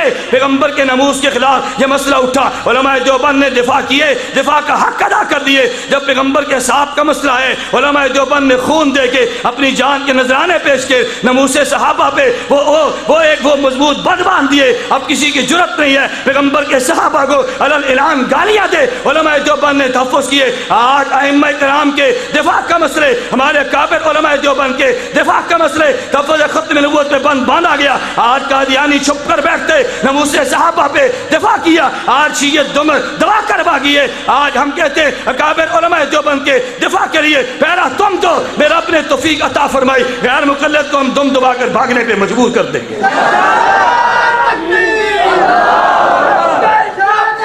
نہیں ان کو بولتے للکارنا چاہیے کہ نہیں. بند کمرے کے مناظرے گئے, طالب الرحمان وہ دور گیا. جب تو بند کمرے میں چھپ کے بھونک مارتا تھا, تجھ میں غیرت ہے تو سٹیج لگا, تو بھی یا ہم بھی آئیں. اپنے علم کو تو آزما, اپنے علم کو ہم آزمائیں. آؤ نا، پتہ تو چلے، تمہارے اندر جرأت ہے تو آؤ تو صحیح۔ میرے ساتھ عمر صدیق غیر مقلد گفتگو ہوئی ہے، وہ ویڈیو پر 2 گھنٹے گفتگو موجود ہے، شرائط پہ گفتگو ختم ہو گئی۔ میں نے کہا لکھو نا علماء دیوبند کے عقائد کفری ہے، شرکی ہے، جہاد حد ہوتی ہے نا ڈر جانے کی، کہتے ہیں ہم توحیدی ہیں، ہم توحیدی ہیں۔ میں نے کہا لکھو تحریر کرو علماء دیوبند کے عقائد کفری ہے، شرکی ہے۔ عمر صدیق اسی زبیر لجئی کا شاگرد غیر مقلد، پتہ کیا کہتے ہیں؟ ویڈیو سی ڈی میں موجود ہے، ممکن ہے اب باہر ہوگی ورنہ تمہیں مولانا سے مل جائے گی ویڈیو سی ڈی۔ کہتا ہے میں لکھ دوں گا ہمارے خلاف پرچہ تو نہیں کٹواؤ گے؟ میں نے کہا توحیدی تو ہوا نا،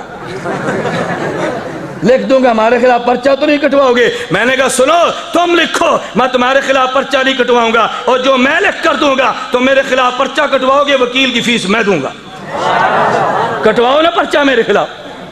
مرزائی عدالت میں آیا تھا تو بات کھل گئی تھی نا، بات کھل گئی تھی نا۔ مولانا جنگوی کہتے رہے شیعت کو عدالت میں نہیں آیا، آتا تو بات کھل جاتی نا۔ تم عدالت میں آؤ تو بات تمہاری بھی کھل جائے گی، تم آؤ تو صحیح نا۔ میں اس لیے کہتا ہوں بزدلوں کی طرح بات مت کرو، ہم نے تم پہ وار کیا ہے تو کھلے عام کیے، تم بھی کھلے عام جسارت کرو نا۔ اور میں نے تمہیں کہا نا غیر مقلد طالب العلمان سے کو اس کی مسجد میں جلسہ رکھو، اشتہار تم چھپاؤ، ایک طرف نام میرا ہو ایک طرف نام طالب العلمان کا ہو، اسٹیج پر میں گفتگو کروں وہ جواب دے، وہ گفتگو کرے میں جواب دوں گا، اشتہار تم چھپاؤ، خرچہ میرے ذمہ۔ آسان کام ہے یا نہیں؟ لیکن تم مر جاؤ گے یہ کام نہیں کرو گے، ہاں تم زہر کا پیالہ پی جاؤ گے یہ کام نہیں کرو گے۔ یہاں طالب الرحمان نے کیا دجل سے کام لیا۔ پچھلے دنوں میں مولانا شفیق الرحمان صاحب مولانا انصر صاحب تشریف لائے بیان کرنے کے لیے، وہی بلوں کی طرح ساتھ میں بیٹھا ہوا ہے، کہتے آؤ جی وہاں کے ساتھ اوپر سے مووی کھائیں دی، کرو مناظرہ کرو مناظرہ۔ اس کو پتا تھا کتابیں لے کر نہیں آئے، مناظرہ تو کتاب کے ساتھ ہوتا ہے نا، نہیں سمجھے مناظرہ؟ وہ تو تیاری کر کے بیٹھا ہوا ہے، ان کے پاس کتابیں نہیں ہیں، کہتے کرو مناظرہ۔ ان نے کہا بھی شرطیں لکھو، موضوع لکھو، تاریخ تک، ابھی کرو نا۔ بھائی بھی تو کتاب نہیں، مناظرہ کیسے کریں گے؟ اب پھیلا دیا گیا، او جی دوڑ گئے ہیں دوڑ گئے ہیں۔ دوڑا تو تھا کب؟ نومبر 2006 کو، نہیں سمجھے؟ دوڑا، ویڈیو موجود ہے، دوڑا تو تھا، کمرے کو بند کر کے تو نے کنڈی لگائی، کہتے اندر کوئی آدمی نہیں آنے دینا، مناظرہ ہو رہا ہے۔ مناظر اسلام اندر بیٹھے نا، اندر کوئی نہیں آنے دینا، مناظر اسلام بیٹھا ہوا ہے، اندر کسی کو نہیں آنے دینا، یہ مناظر اسلام ہے۔ اللہ ہمیں فہم اور سمجھ عطا فرمائے۔ خیر میں عرض کیا کر رہا تھا، نمبر 1 اللہ کی ذات، نمبر 2 اللہ کی، آگے ذہن میں وجہ اللہ کی صفت ہے، وجہ اللہ کی، توجہ رکھنا، عین اللہ کی، ید اللہ کی، یہ بات ذہن میں رکھنا۔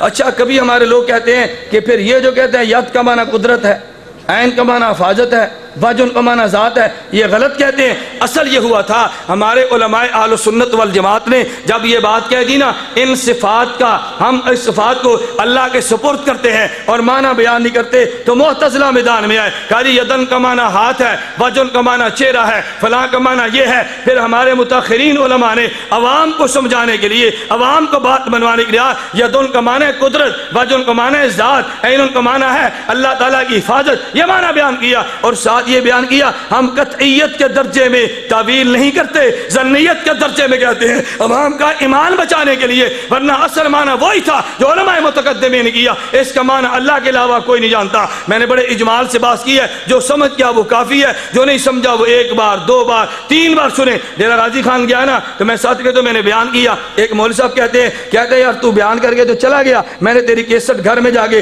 اپنی بیٹی کو دی جو عالمیہ کے اندر پڑھتی ہے، تو ایک مرتبہ بیان سنا، مجھے کہتے ابا سمجھ کے نہیں آیا، میں نے کہا بیٹی بلا سن، اس نے دوبارہ سنا، کہتے سمجھ کے نہیں آیا، میں نے کہا بلا سن، اس نے تیسری بار سنا، کہتے کچھ سمجھ آ رہا ہے، میں کہتا کچھ سمجھ آتا ہے بار بار سننے سے، جب عقائد کی بات ہم نے کبھی سنی نہیں ہے۔ مولانا شفیق الرحمان صاحب مجھے آج بھی فرما رہے تھے کہ پنڈی کے لیے ایک دن رکھو جس میں صرف علماء اور طلباء ہوں، اور عقائد اور یہ صفات اور یہ دلائل یہ کھل کر زیر باس آئیں، کم از کم ایک مرتبہ یہ مسائل زیر باس تو ہے نا، تاکہ پتہ تو چلے عقیدے کے دلائل کیا ہیں، ہمارے عقائد ہے کیا۔ یہ بیان نہ کرنے کا نتیجہ یہ نکلا کہ جو شخص بھی آتا رہا عقیدے پر وار کر گیا، ہم نے سنی سمجھا، عقیدے پر وار کر گیا، جو بندی سمجھ لیا، جس کا اہل سنت والجماعت والا عقیدہ نہیں ہے وہ سنی نہیں ہے، جس کا مشائخ دیوبند والا تعلق نہیں، عقیدہ نہیں، وہ دیوبندی بھی۔ بولتے نہیں ہو تم میں سے کئی چپ ہو گئے، ہماری باری نہ آ گئی ہو، کئی چپ ہو گئے، ہماری باری نہ آ گئی ہو۔ اللہ کے بندو، دیوبندیت تو نظریات کا نام ہے، تم پریشان کیوں ہوتے ہو؟ میں ایک کتاب اور بھی ساتھ لایا ہوں، مختصر سا تعارف اس کا بھی کراؤں گا، تفصیلی تو انشاءاللہ اس کا میں نے 2 گھنٹے کا آپریشن گجرانوالہ کر دیا ہے، وہ ان کے پاس کیسٹ موجود ہے، آپ کو مل جائے گی، خاکہ میں تھوڑا سا عرض کر دوں گا۔ خیر میں کہتا ذات اور صفت زیر ماس آ گئی، آگے ذہن میں ہم صفات پر ایمان لاتے ہیں، طالب الرحمان کیا کہتے ہیں؟ تعویل، بولیے نا تعویل. اور تعویل کا معنی کیا کیا؟ ظاہری معنی چھوڑ کر اور معنی لینا. لیکن جب پھنسا تعویل کر گیا نا، بولیے نا تعویل. اب میرا سوال کیا ہے طالب الرحمان سے، یا تیرا اصول غلط ہے یا تیرا معنی غلط ہے، دونوں میں سے ایک کا انتخاب کر. آگے چلیے. نمبر 2، آگے مسئلہ یہ تھا اللہ کی ذات کے بارے میں کہ اللہ کہاں پر ہے. طالب الرحمان اور غیر مقلدین کا عقیدہ یہ تھا، کہتے ہیں اللہ عرش پر ہے. اللہ کہاں پر ہے؟ توجہ رکھنا، یہ میں نے مسئلہ آپ کو سمجھانا ہے. اللہ کہاں پر ہے؟ اہل سنت والجماعت کا عقیدہ اللہ عرش پہ. اللہ نہ نفی نہیں ہے، ہمارا عقیدہ صرف عرش پہ نہیں ہے. ہمارا عقیدہ اللہ لا مکان ہے، اللہ مکان کے لیے کسی اور کا محتاج نہیں ہے. اللہ لا مکان ہے، اللہ مکان کا محتاج نہیں ہے. اللہ ہر جگہ پہ، اللہ ہر کسی کے ساتھ ہے. غیر مقلدین کے پاس جاؤ نا، یہ تمہیں چند ایک دلائل دیں گے. مختصر سی دلیل ذہن میں رکھ لو. نمبر 1 کہتے ہیں ثم استوى علی العرش، اللہ عرش پہ مستوی ہے. معنی کیا کہ اللہ عرش پر ہے. نمبر 2 پوچھا بھئی دلیل کیا ہے اللہ کے عرش پر ہونے کی دلیل کیا؟ کہتا ہے اللہ قرآن میں کہتا ہے نا ثم استوى علی العرش، اللہ عرش پر ہے. توجہ رکھنا، توجہ. ثم استوى علی العرش، اللہ کہاں پر ہے؟ کہتے ہیں ثم استوى علی العرش. عقیدہ قائم کیا اللہ جی عرش پر ہے. اچھا اور دلیل دیجیے. کہتا ہے جب تم دعا مانگتے ہو نا تو دعا مانگتے ہوئے ہاتھ اوپر اٹھا لیتے ہو، اللہ قبول کر لے. اگر اللہ ہر جگہ پر ہے تو دائیں طرف تم منہ نہیں کرتے، بائیں طرف منہ نہیں کرتے، نیچے منہ نہیں کرتے، صرف اوپر منہ کیوں کرتے ہو؟ اوپر منہ کرنا اس بات کی دلیل ہے اللہ عرش پر ہے. نمبر 3 دلیل دیں گے. کہتے ہیں جب بات چلتی ہے کہتے ہیں اللہ کا حکم اوپر سے آیا، اللہ اوپر تھا تو اوپر سے آیا نا. اگر اللہ اوپر نہ ہوتا حکم سے اوپر کے آنے کا مطلب کیا تھا؟ اب توجہ کرنا، میں کہتا ہوں نہیں، اللہ صرف عرش پہ نہیں ہے، اللہ ہر جگہ پر ہے، اللہ ہر کسی کے ساتھ ہے. کوئی دلیلیں تو نے دی ہیں، کوئی دلائل میں بھی دیتا ہوں. نمبر 1 وَإِذَا سَأَلَكَ عِبَادِي عَنِّي فَإِنِّي، بولیے نا وَإِذَا سَأَلَكَ عِبَادِي عَنِّي فَإِنِّي قَرِيبٌ. اب قریب کا معنی یہ تھا میں بندے کے ساتھ ہوں. اللہ قرآن میں اعلان کرتے وَنَحْنُ أَقْرَبُ إِلَيْهِ مِنْ، میں تمہاری شارک کے قریب ہوں. تو کہ اللہ عرش پر ہے، اللہ کہتا ہے میں شارک کے قریب ہوں. تو کہہ رہا تھا اللہ عرش پر ہے. آگے چلیے. وَنَحْنُ أَقْرَبُ إِلَيْهِ مِنْكُمْ وَلَكِنْ لَا تُبْصِرُونَ. رب کہتے ہیں فَلَوْلَا إِذَا بَلَغَتِ الْحُلْقُومَ، جب آدمی مرنے لگتا ہے نا، جان حلق کے قریب آ جاتی ہے، تڑپتے. وَنَحْنُ أَقْرَبُ إِلَيْهِ مِنْكُمْ، اللہ فرماتا ہے میں تم سے زیادہ قریب ہوں. وَلَكِنْ لَا تُبْصِرُونَ، مگر تم دیکھ مجھے، بولیے تم دیکھ مجھے نہیں سکتے. وَلِلَّهِ الْمَشْرِقُ وَالْمَغْرِبُ فَأَيْنَمَا تُوَلُّوا فَثَمَّ وَجْهُ اللَّهِ، اللہ ہر جگہ پر ہے. فرمایا ہوا معکم اینما کنتم. حضرت موسیٰ نے فرمایا ان معی ربی سیہدی، اللہ کے پیغمبر نے فرمایا لا تحزن ان اللہ معنا، اللہ ہر کسی کے ساتھ ہے. فرمایا ما یکون من نجوا ثلاثۃ الا هو رابعهم ولا خمسۃ الا هو سادسهم ولا ادنى من ذلك ولا اکثر الا هو معهم. رب کہتا ہے اللہ تمہارے ساتھ ہے. اگر تیری ایک آیت سے عقیدہ ثابت ہوتا ہے تو میری 10 آیتوں سے عقیدہ ثابت کیوں نہیں ہوتا؟ کوئی وجہ تو ہونی چاہیے. آگے سنیے. ثم استوى علی العرش، جو تو نے آیت بیان کی ہے اس آیت کا معنی میں کر دوں گا. جو آیت میں نے بیان کی ہے میری آیات کا معنی تو بیان کر دے تو بات کھل جائے نا. ہم کہتے ہیں اللہ ہر جگہ پر تھا. آگے سننا، اس نے دوسری دلیل کیا دی تھی؟ کہتے ہیں جی اللہ ہر جگہ پر ہے، ہاتھ اوپر کیوں کرتے ہو؟ دعا مانگتے ہوئے ہاتھ، توجہ رکھنا، ہاتھ جب تم دعا مانگتے ہو تو ہاتھ کدھر کرتے ہو؟ کدھر کرتے ہو بھائی؟ یوں کرتے ہو نا. تو اللہ اوپر ہے تو اوپر کرتے ہو. غیر مقلد سمجھا رہا ہے. دلیل توجہ رکھنا ذرا. کہتا ہے جس سے مانگتے ہیں منہ اس کی طرف کرتے ہیں. اگر اللہ ہر طرف ہوتا تو منہ کسی اور طرف بھی کرتے. تم نے منہ بھی اوپر کیا، ہاتھ بھی اوپر کیے، معلوم ہوتا ہے اللہ اوپر ہے. میں کہتا ہوں نہیں کہ مقل تو بے ادب تھا تو بات کو سمجھانا. بعض باتیں ادب سے تعلق رکھتی ہیں. کیا معنی؟ ایک ہوتی ہے جہات ستہ، دائیں بائیں آگے اور پیچھے، اوپر اور نیچے، اسے کہتے ہیں 6 جہتیں. جہات ستہ، اللہ ساری جہتوں سے پاک ہے. پھر منہ اوپر کیوں کیا؟ میں آپ کے سامنے بیان کر رہا ہوں. یہ سپیکر آن ہے، اس کی آواز دائیں بھی ہے، اس کی آواز بائیں بھی ہے، اس کی آواز اوپر بھی ہے، اس کی آواز نیچے بھی ہے. لاؤڈ سپیکر سے میرے بیان کی آواز چاروں طرف آ رہی ہے. لیکن آپ نے سنا جب استاد درسگاہ میں بیٹھ کے سبق پڑھاتا ہے، ایک شاگرد پیچھے ہوگا باقی آگے ہوں گے، استاد کان پکڑ کر کہتا ہے بیٹا آگے بیٹھ کر بات سنو. وہ غیر مقلد شاگرد ہوگا، وہ کہتا ہے استاد جی آواز تو پیچھے بھی آتی ہے نا، آپ مجھے سامنے کیوں بٹھاتے ہو؟ دوسرا کہے گا نہیں ارے گدھے تو بات کو سمجھے ہی نہیں ہے، آواز پیچھے بھی ہے، آواز آگے بھی ہے، لیکن ادب کا تقاضا یہ تھا، جہتے ادب کا تقاضا یہ تھا، تو آگے بیٹھ جاتا، مانا کیا تھا، آواز تو ہر طرف آتی تھی، لیکن ادب کا تقاضا یہ تھا، سامنے آ جاتا، اللہ دائیں بھی تھا، اللہ بائیں بھی تھا، اللہ اوپر بھی تھا، اللہ نیچے بھی تھا، لیکن پورے قرآن کریم کو آپ کھنگال مارے، پورے قرآن کریم کو تلاش کر مارے، احادیث پیغمبر کا مطالعہ کر لے، اللہ کے لیے صفت عالی استعمال ہوتی ہے۔ وجہ یہ ہے، اس لیے صفت بلند اللہ کے لیے، اللہ دائیں اور بائیں، اللہ آگے اور پیچھے بھی ہے، مگر ادب کا تقاضا یہ تھا، تو جب بھی نام لیتا، بلند بھی تو اللہ تھا نا، اوپر بھی تو اللہ تھا نا، ہر جہت میں تھا، لیکن تجھے جہت اولیاء کا تذکرہ کرنا چاہیے تھا، ادب کا خیال کرتے ہوئے، جیسے آواز چاروں طرف جاتی ہے، لیکن سامنے بیٹھ کے بیان سنتے، ادب کے لیے آواز چاروں طرف جاتی ہے، شیخ کے سامنے بیٹھتے، ادب کے لیے، ادب کا تقاضا یہ تھا، جہتے ساری اللہ کے لیے، مگر ہاتھ اٹھاتا تو رخ اوپر کرتا۔ یہ کیوں؟ بولیے نا کیوں؟ ادب کے لیے، ورنہ رب تو ہر طرف تھا، ادب کا تقاضا یہ تھا کہ صفت عالی بھی رب کے لیے تو بلندیوں کا ذکر کرتا۔ کہتا جب اللہ ہر طرف ہے پھر یہ کیوں کہتے ہو جبریل اوپر سے آتا ہے، حکم اوپر سے ہوتا ہے، اوپر اوپر کی بات کیوں کرتے ہو؟ اچھا بھئی آپ نے کبھی سنا آپ کے جلسے پر پابندی لگ جائے نا، توجہ رکھنا، جلسے پر پابندی لگ جائے، آپ ایس ایچ او سے کہتے ہیں تم نے جلسے پر پابندی کیوں لائی؟ بھائی ہمارے جلسے پر کوئی اختلافی بات نہیں ہونی، ایس ایچ او کہتا ہے اوپر سے آرڈر ہے۔ کدھر سے آرڈر ہے؟ تو کیا مانا ڈی سی اوپر رہتا ہے نا، ڈی سی اوپر رہتا ہے، اوپر سے آرڈر کا مطلب یہ تھا کہ میرا عہدہ کم ہے، جس کا عہدہ بڑا ہے وہ مجھے آرڈر دے رہا ہے، اس نے بلند عہدے کی بات کی ہے، تو نے اس کو اوپر مان لیا۔ جب ہم کہتے ہیں اوپر سے آرڈر ہے، اس کا معنی یہ نہیں تھا کہ ڈی سی اوپر بیٹھا تھا، ایسے چونیٹے بیٹھا تھا، اوپر کا معنی یہ تھا اس نے ادب کے ساتھ بات کی ہے، مقام کا خیال کیے، مقام و مرتبے کے اعتبار سے کہتے ہیں اوپر سے آ رہے ہیں، اوپر سے آ رہے ہیں، اوپر سے، ورنہ اللہ تو ہر طرف تھا۔ پھر یہی غیر مقلدین تھے۔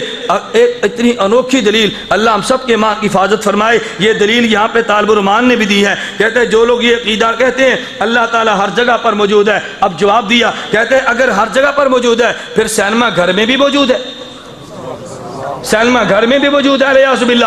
کہتے ہیں پھر وہ بیت الخلاء میں بھی موجود ہے، علیہ باللہ۔ ہماری چار پائیوں کے نیچے بھی موجود ہے۔ میں کہتا ہوں حد ہوتی ہے نا بے حیائی کی، حد ہوتی ہے بے ادبی کی۔ طالب الرحمان کہتے ہیں وہ غلط کہتے ہیں، اس لیے اگر اللہ تعالیٰ ہر جگہ پر ہوتا تو کیا ہماری چار پائیوں کے نیچے سینما گھر اور نعوذ باللہ گندی جگہ پر بھی ہوتا؟ حد ہوتی ہے بے حیائی کی۔ اب دلیل کیا دی؟ لوگ فوراً سمجھتے ہیں۔ میں نے حضرات سے کہا کہ میرے پاس غیر مقلد ایک گفتگو کے لیے آیا، مجھے کہتے ہیں مولانا اللہ ہر جگہ پر ہے۔ میں نے کہا بالکل ہر جگہ پر ہے۔ فوراً کہنے لگا، کہتے ہیں اچھا اللہ لیٹرین میں بھی ہے؟ علیہ باللہ، اللہ لیٹرین میں بھی ہے۔ اب اگر تم کہو گے نہیں ہے تو کہے گا ہر جگہ پر کیسے ہوا؟ اگر تم کہہ دو کہ لیٹرین ہے، ادب کا تقاضا ہے، تم زبان سے کیسے کہہ سکتے ہو؟ مجھے کہتے ہیں اللہ ہر جگہ پر ہے۔ میں نے کہا بالکل میرا یہی نظریہ ہے۔ کہتا ہے پھر اللہ لیٹرین میں بھی ہے، علیہ باللہ۔ میں نے پوچھا یار تو بتا، تو قرآن کا حافظ ہے، تجھے کوئی دو چار آیات آتی بھی ہیں؟ فوراً کہنے لگا، کہتا ہے جی ہاں الحمدللہ میں قرآن کا حافظ ہوں۔ میں نے کہا اچھا پھر قرآن تیرے سینے میں موجود ہے؟ کہتا ہے نہیں میرے سینے میں تو موجود نہیں ہے۔ میں نے کہا پھر تیرے سینے میں محفوظ ہے؟ کہتا ہے محفوظ ہے۔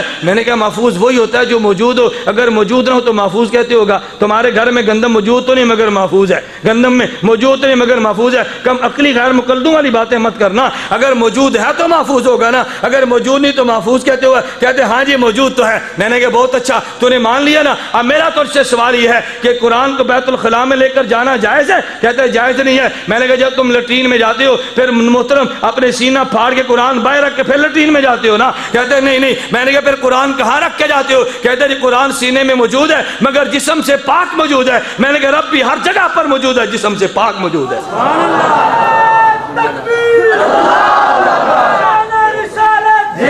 کہنے تو کیوں گھبراتے ہو؟ تو سید چتروڑی پہ لانتوں کی گردان کے لائے گجرانوالہ میں۔ اور غیر مقلد کا عقیدہ کیا ہے؟ اللہ، بولیے نا اللہ۔ مجھے چٹا یہ جی مولانا سید چتروڑی کو لوگ نہیں جاتے، یہ وہی ہے جسے سید احمد ملتانی کہتے ہیں۔ میں نے بحمدللہ آج کی بات نہیں ہے، جب یہ جیل میں نہیں جیل سے باہر تھا، میں نے 31 مارچ کو ککڑ ہٹا میں چیلنج کیا، مولانا عبدالخالق رحمانی دامت برکاتہ موجود تھے، پوچھو حضرت سے، ہم دونوں اسٹیج پر موجود تھے، للکارا کہ تو نے اگر تیرے اندر غیرت ہے ہم تیری کتاب کے چیلنج قبول کرتے ہیں، ہم سے ککڑ ہٹے میں مناظرہ کر لے، ہم تو تیرے شہر میں گئے ہیں، ہم تو تیرے دیہات اور گاؤں میں گئے ہیں۔ یہ بات نہیں کہ جب جیل میں تھا ہم نے تب بات کی ہے، جب جیل سے باہر تھا ہم نے تب بھی بات کی ہے۔ گستاخ گستاخ ہوتے، وہ رافضی ہو تب گستاخ ہے، وہ مرزائی ہو تب گستاخ ہے، غیر مقلد ہو تب گستاخ ہے، احمد سید ملتانی ہو بولیے نام سے ملتانی ہو ہماری.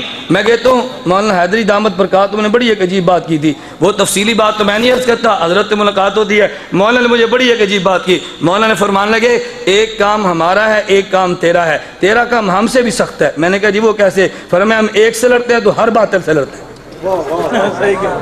مولانا فرمایا ہم ایک سے لڑتے ہیں, ہم کبھی مسالت کر جاتے ہیں اپنے سٹیج کی نزاکت کا خیال کرتے ہوئے, تو ہر ایک سے لڑتے ہیں. آپ یقین کیجئے مجھے کئی ساتھیوں نے کہا بریلوی بھی تو حنفی ہے نا, ان کو ساتھ لے کر جنگ لڑو غیر مقلدین کے خلاف, ارے یہ بھی تو اپنے ان کو لے کر لڑو. میں نے کہا نہیں بھائی, کل کو کیا ہوگا اللہ بہتر جانتا ہے, زندہ رہنا یا نہیں رہنا. ہم آئندہ نسلوں کو بتا دیں گے اگر آدمی حق پر ہو اپنے اہل حق کو ملا کے باطل سے جنگ لڑی جا سکتی ہے. اگر ہم نے اکٹھا کرنا ہے تو جمعیت اور سپاہ کو اکٹھا کریں گے. اگر ہم نے اکٹھا کرنا ہے وفاق المدارس کو اکٹھا کریں گے. ہم نے اکٹھا کرنا ہے مجاہدین تبلیغی جماعت کو اکٹھا کریں گے. حاجی عبدالوہاب میرا قائد اور لیڈر ہے, مولانا فضل الرحمان میرا قائد اور لیڈر ہے, مولانا علی شیر حیدری میرا قائد اور لیڈر ہے, مولانا سلیم اللہ خان میرا قائد اور لیڈر ہے. کمی کوتاہیاں چاند ایک ہو جاتی ہیں مگر اپنے اکابر سے دور نہیں رہا جاتا. میں اس لیے کہتا ہوں مولانا فضل الرحمان جمعیت کا قائد یہ میرا قائد ہے, مولانا علی شیر حیدری دامت برکاتہم سپاہ کا قائد یہ میرا قائد ہے, وفاق المدارس کا قائد مولانا سلیم اللہ خان دامت برکاتہم یہ میرے قائد ہیں, تبلیغی جماعت کی قیادت یہ ہماری جماعت ہے. اگر ہم نے اکٹھا ہونا ہی ہے تو خود اکٹھے ہو جائے نا.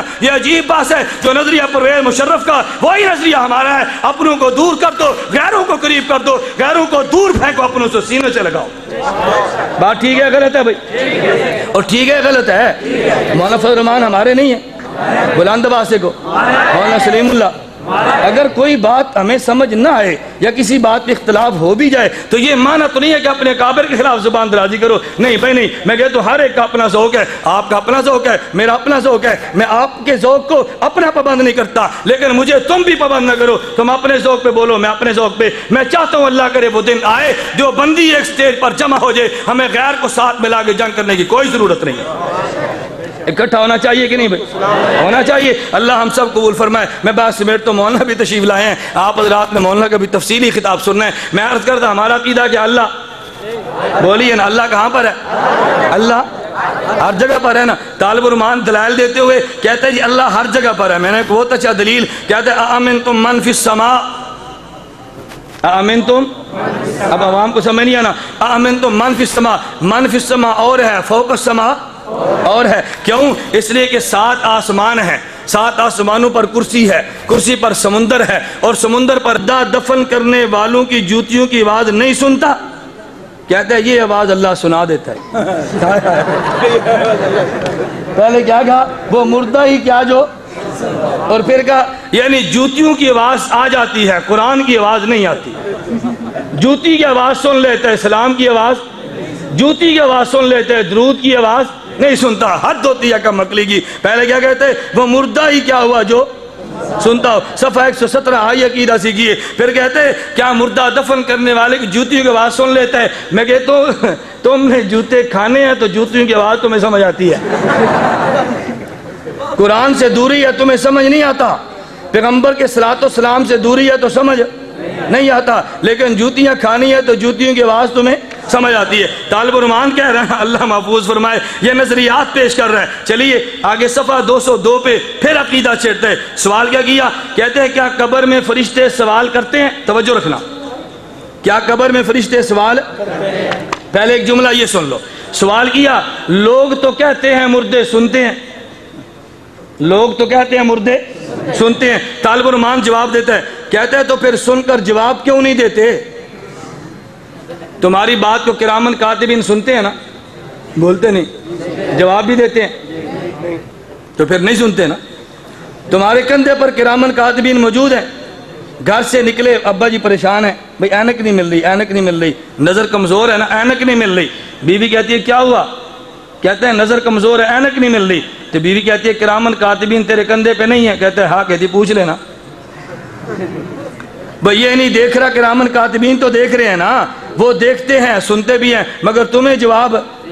تب میں جو اصل بات کہتا ہوں یہ تو میرا عنوان نہیں, میں طالب الرحمان کی بات کہتا ہوں. کہتے ہیں لوگ تو کہتے ہیں مردے سنتے ہیں, کہتے ہیں تو پھر سن کر جواب کیوں نہیں دیتے؟ حالانکہ مردے میں نہ سننے کی طاقت ہے نہ بولنے کی, اس کی یہ صلاحیت موت کے ساتھ ختم ہو جاتی ہے.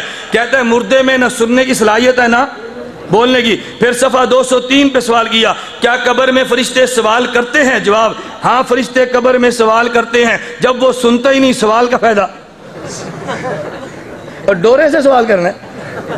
جب وہ سنتا ہی نہیں تو سوال کا, اور جواب دے نہیں سکتا تو سوال کا فائدہ کیا ہوا؟ طالب الرحمان کہتے ہیں ہاں فرشتے قبر میں سوال کرتے ہیں. میرے ہاتھ میں کتاب موجود ہے, اس طالب الرحمان سے پوچھو جب فرشتے سوال کرتے ہیں تو بندہ جواب دیتا ہے نا. یہ سوال کرنے کو نقل کرتا ہے مگر جواب کو نقل نہیں کرتا. کیوں؟ یہ کہتے قبر میں کون سے سوال ہوتے ہیں؟ کہتے 3 سوال ہوتے ہیں. یہ ساری بحث کرتا ہے, لیکن اگلی جو بات حدیث میں ہے نا, اگر نیک ہو تو کہتے ربی اللہ, نیک ہو کہتے نبی محمد, اگر نیک ہو کہتے دین الاسلام. یہ جواب کیوں نقل نہیں کرتا؟ پہلے کہہ چکا تو اس میں بولنے کی صلاحیت ہے. اگر جواب نقل کر دے گا تو اصول ٹوٹ جائے گا نا. حدیث پیغمبر کو کہا گیا ہے اپنے اصول کو برقرار رکھنے کے لیے. حد ہوتی ہے طالب الرحمان جہالت کی. بیوقوف حدیث پیغمبر کو تو نہ کہتا, جملہ غلط نقل کر دیا. اچھا طالب الرحمان کہتے ہیں برے لوگوں کو سزا ملتی ہے قبر میں. کیا قبر میں سزا و جزا ملتی ہے؟ طالب الرحمان کہتے ہیں ہاں برے لوگوں کو سزا و جزا ملتی ہے. برے لوگوں کو سزا ملتی ہے, نیکوں کو جزا ملتی ہے. پھر سوال کیا قبر والے کی چیخ و پکار انسان سنتا ہے؟ بول نہیں سکتا مردہ, چیخ سکتا ہے. حضرت بول نہیں سکتا, چیخ سکتا ہے. کیوں؟ جوتیاں لگنی ہے تو آواز, تم نے چیخنا ہے تو آواز آنی ہے نا. کہتے ہیں مردے کی چیخ و پکار انسان اور جنوں کے علاوہ ہر چیز سنتی ہے. 170 پہ کہا گیا کہ مردہ سنتا بھی نہیں مردہ بولتا بھی. بولیے نا, مردہ سنتا بھی نہیں مردہ بولتا بھی. آپ کیا کہتے ہیں؟ نہیں چیخ سکتا ہے. چیخ, میں کہتا ہوں طالب الرحمان ہم نے بولنا ہے تو نے چیخنا ہے. نہیں سمجھے؟ ہم نے بولنا ہے تم نے. اور یہ میں نہیں کہتا, یہ صحیح بخاری کی روایت موجود ہے. تم اٹھاؤ بخاری کو, اٹھا کر دیکھو. باب ان المیت یسمع خفق النعال, اس کے تحت امام بخاری حدیث لائے نا. وہ حدیث میں بات پھر لمبی ہو جاتی ہے. حدیث امام بخاری لائے, انس فرماتے رضی اللہ عنہ حدیث لائے, کہتے جب مردہ جواب نہیں دیتا نا تو فرشتے قبر میں ٹھکائی کرتے ہیں. فرشتے قبر میں, توجہ رکھنا, فرشتے قبر میں اور کیا مارتے ہیں؟ کہتے ہیں بمطرقۃ من حدید بین اذنیہ, کن پٹی پہ لوہے کے ہتھوڑے مارتے ہیں. یسمع, پھر یہ چیختا ہے فیصیح صیحتن, پھر یہ چیختا ہے یسمع من یلیہا الا ثقلین, جن اور انسان کے علاوہ ہر کوئی چیخ کو سنتا ہے. فرشتے تھوڑے مارتے ہیں, ساتھ زبان سے جملہ کہتے ہیں لا دریتا ولا تلیتا. لفظ یاد رکھو, کل بخاری کا حاشیہ دیکھ لینا. لا دریتا ولا, بولیے لا دریتا ولا. یہ لا دریتا ولا تلیتا کا معنی کیا ہے؟ علامہ کرمانی کہتے ہیں لا علمت بنفسک بالاستدلال ولا اتبعت العلماء بالتقلید فیما یقولون. نہ مجتہد تھا نہ مقلد تھا, غیر مقلد تھا. بخاری کی روایت کہتی ہے غیر مقلد کو تھوڑے پڑھنے ہیں, اس نے چیخنا ہے. اس لیے طالب الرحمان کہتے ہیں بول تو نہیں سکتا چیخ سکتا ہے. بول تو نہیں سکتا چیخ سکتا ہے. کلمے کی آواز نہیں سنتا, جوتیوں کی آواز سن سکتا ہے. جوتیاں تیرا مقدر, چیخنا تیرا مقدر, سلام سننا ہمارا مقدر, اور فرشتوں کو صحیح جواب دینا ہمارا مقدر. اللہ ہمارا مقدر ہمیں دے دے, اللہ تیرا مقدر تجھے دے دے. بات ٹھیک ہے نا بھائی؟ اس لیے میں کہتا ہوں ہمارے پاس عقائد بھی ہیں, ہمارے پاس مسائل بھی ہیں, ہمارے پاس طریقت اور تصوف بھی ہے. یہ بڑی میں نے مختصر سی گفتگو کی ہے.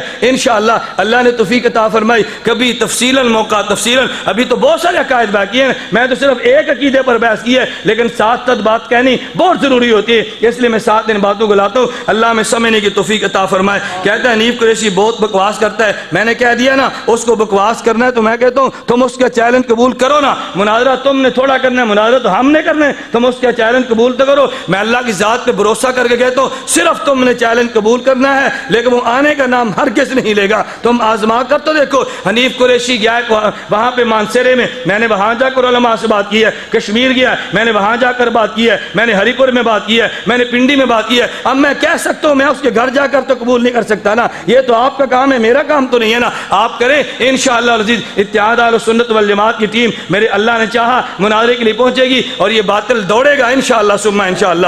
بہت سے لوگ احمد سعید کی آواز کی وجہ سے کیسٹ سنتے ہیں, اللہ محفوظ رکھے. ارے آواز کی وجہ سے کیسٹ مت سنو. یہ ایسے ہی ہے جیسے فرحت ہاشمی کی آواز کی وجہ سے لوگ قرآن سنتے ہیں, فرحت ہاشمی کی آواز کی وجہ سے لوگ لوگ اس کا دین سنتے ہیں، آواز کی وجہ سے یہ گناہ مت کرو۔ اس کی آواز کون سی؟ مسلمانوں مراسیوں والی آواز ہے، اس آواز میں تو قرآن پڑھنا ہی جرم ہے۔ اللہ کے پیغمبر فرماتے ہیں اقرؤ بلحون العرب، عربی لہجے میں قرآن پڑھو۔ عربی لہجے کا معنی کیا ہے؟ میں ایک جگہ پر گیا نا تو مجھے پانی پتی قاری بڑا پریشان تھا، مجھے کہتا مولانا بڑے پریشان ہے۔ میں نے کہا جی فرمائیں، میں تو پانی پتیوں کو بھی مانتا ہوں، مصریوں کو مانتا ہوں، میں تو سب کا دفاع کرتا ہوں نا۔ پانی پتی کہتے ہیں جی بڑے پریشان ہے۔ میں نے کہا کیا؟ کہتا مجھے مصری کاری کہتا ہے کہ تم قرآن لہجہ خلاف حدیث ہے۔ کیوں بھائی؟ اللہ کا پیغمبر فرماتا ہے اقرؤ بلحون العرب، عربی لہجے میں قرآن پڑھو۔ تمہارا تو عربی لہجہ نہیں ہے، ہم کیا جواب دیں؟ میں نے کہا بھائی جواب بہت آسان ہے، لہن عرب سے مراد یہ طرز نہیں ہے، لہجے عرب سے مراد ہے قرآن کو تجوید اور مخارج سے ادا کرنا۔ لہجہ پانی پتی ہو تو بھی ٹھیک ہے اور لہجہ عربی ہو تو بھی ٹھیک ہے۔ لہن عرب سے مراد کیا ہے؟ اس کو قواعد کے ساتھ ادا کرنا،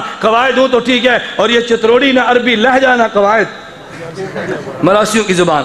اور یہ مراسی میں نہیں کہتا، مولانا عبدالخالق رحمانی صاحب سے پوچھو، مولانا جنگوی فرماتے ہیں اپنے عقائد پر پختگی کے ساتھ عمل کی توفیق عطا فرمائے۔ ہمارا تعلق مشائخ اکابر علماء دیوبند کے ساتھ ہے، ہم اس کو من و عن قبول کرتے ہیں، دلیل آئے تو بھی قبول کرتے ہیں، نہ سمجھ آئے تو بھی قبول کر لیتے ہیں۔ ہم مشائخ پر پورا اعتماد کرتے ہیں۔ میری آپ سے بھی یہی گزارش ہے، اکابر پر اعتماد کرو، مشائخ پر اعتماد کرو۔ مجھ جیسے نوجوان کوئی اور نوجوان آتے اور جاتے رہتے ہیں، اپنے اکابر کا دامن مت چھوڑنا۔ اکابر کا دامن چھوڑو گے اللہ گواہ ہے دنیا میں کوئی ٹھکانہ ہمیں نہیں ملے گا۔ اللہ ہمیں دنیا میں بھی اپنے اکابر کے ساتھ رکھے، اللہ ہمیں آخرت میں اپنے اکابر کے ساتھ رکھے۔ وآخر دعوانا ان الحمدللہ۔